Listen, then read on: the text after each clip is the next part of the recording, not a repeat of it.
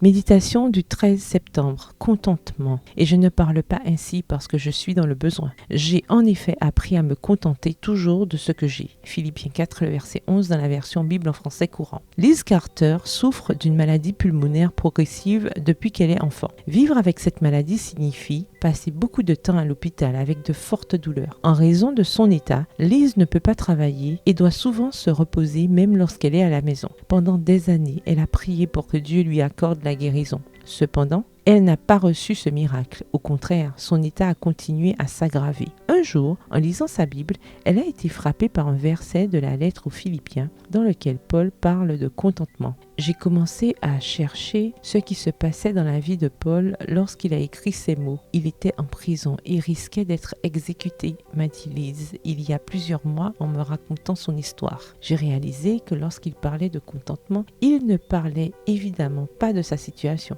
J'ai réalisé que sa vie n'avait pas besoin d'être parfaite pour que je sois satisfaite, car Dieu est avec moi au milieu de ma douleur. Liz m'a dit que comprendre cette vérité lui a donné une perspective différente qui l'a remplie de paix. Apprendre à se contenter ne signifiait pas devoir toujours sourire et rebondir dans la vie, mais faire confiance au Christ avec plus de foi et de passion. Nous recevons le contentement lorsque nous nous tournons vers Jésus au milieu de notre douleur, au lieu d'attendre que la douleur disparaisse. Exposer notre douleur à Dieu et aux autres et ne pas laisser l'amertume devenir le scénario ou le récit de notre vie nous permet de plonger dans les profondeurs de Dieu et de trouver un trésor inattendu. Si être satisfaite de la situation dans laquelle vous vous trouvez aujourd'hui vous semble impossible, rappelez-vous que l'amour de Dieu est bien plus puissant que vos doutes et sa capacité à vous satisfaire est infiniment plus grande que votre imagination. Regardez à Jésus quelle que soit la situation dans laquelle vous vous trouvez et laissez sa grâce vous surprendre. Prière, là où j'ai le plus mal, aide-moi à découvrir la profondeur de ton amour. Dans le domaine de ma vie où j'ai le plus de mal à me contenter, surprends-moi par ta grâce, Seigneur. Donne-moi la joie inexplicable